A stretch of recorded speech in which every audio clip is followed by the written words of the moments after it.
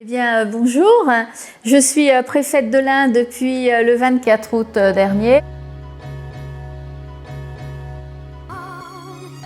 J'étais auparavant préfète de l'Aveyron depuis 2 ans et 8 mois. Auparavant, eh bien, j'ai embrassé une longue carrière d'universitaire. Alors, un préfet est le représentant de l'État dans un département ou une région pour faire appliquer les politiques publiques autant que possible avec intelligence des situations et discernement et en proximité. Donc le préfet dans le département est en proximité avec le territoire. Il est le premier interlocuteur lorsque l'on veut s'adresser à l'État. Et donc ses premières missions, c'est bien sûr aussi de faire respecter l'ordre républicain et donc la sécurité des personnes et des biens, parce qu'on sait bien qu'il n'y a pas de démocratie sans sécurité des personnes et des biens. Évidemment, l'égalité homme-femme sont des combats qu'il faut continuer à mener parce que rien n'est jamais acquis. Et l'égalité homme-femme n'est pas acquise. C'est un des grands enjeux du gouvernement actuel et donc c'est une des politiques publiques que j'applique aussi, comme toutes les autres d'ailleurs, avec beaucoup de détermination. Pour autant, il y a encore de grands progrès à faire, notamment dans la protection des femmes contre les violences, quelles qu'elles soient. Et ça, ce sont des sujets de société sur lesquels nous sommes et je suis très mobilisée. C'est essentiel, toutes ces violences diverses et variées faites aux femmes. Et sur ce sujet, je le crois, notre société est en train de changer parce que nos regards se sont ouverts et il faut continuer sur ce chemin. Et le 8 mars sert aussi à cela. C'est avant tout un symbole. En fait, c'est le fruit de décennies de lutte. Mais c'est également un rappel. Les femmes ont trop souvent été les grandes oubliées de l'histoire. Les femmes ont été laissées dans l'ombre, y compris des événements les plus récents. Et c'est enfin une célébration. C'est l'occasion de montrer que oui, les femmes se sont battues, se sont bien battues, qu'elles continueront à se battre pour la reconnaissance de leurs droits. Mais la journée du 8 mars, et ça j'y tiens beaucoup, c'est aussi une journée républicaine. En célébrant la femme, on célèbre l'humanité.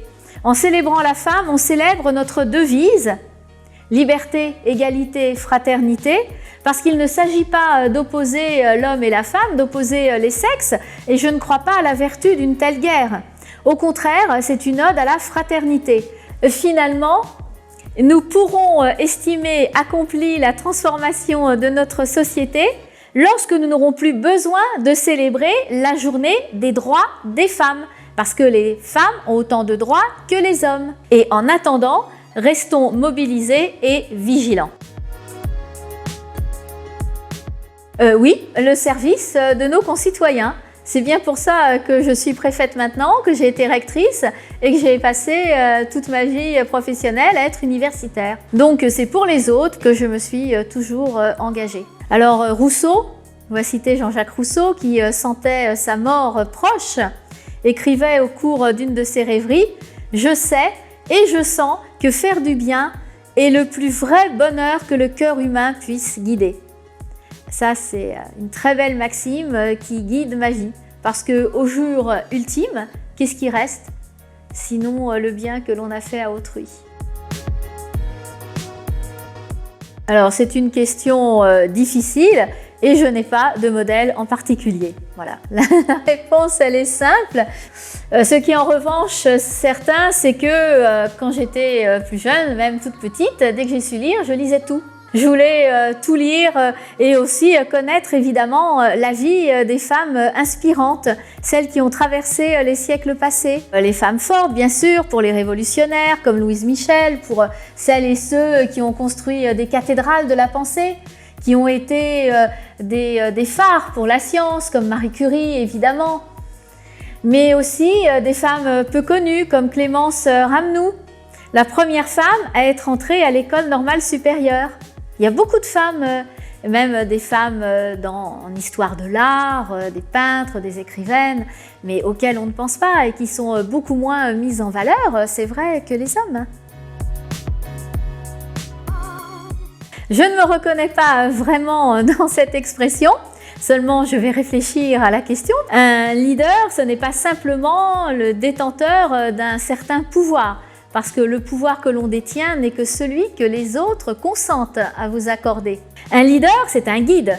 Être en situation de leadership, c'est donc avoir des devoirs, avoir des responsabilités envers les autres. Et de ce point de vue, et uniquement de ce point de vue, je pourrais me reconnaître dans cette expression.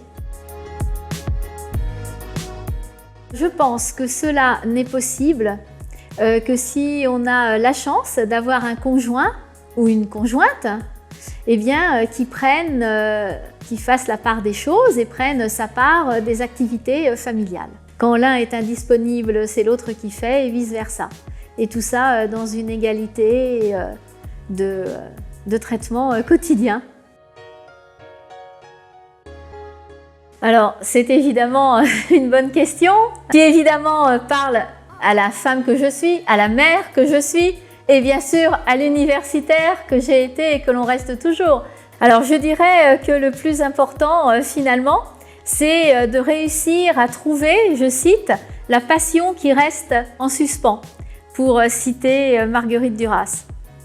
Et sans ce temps de la passion, tout devient ingrat et difficile.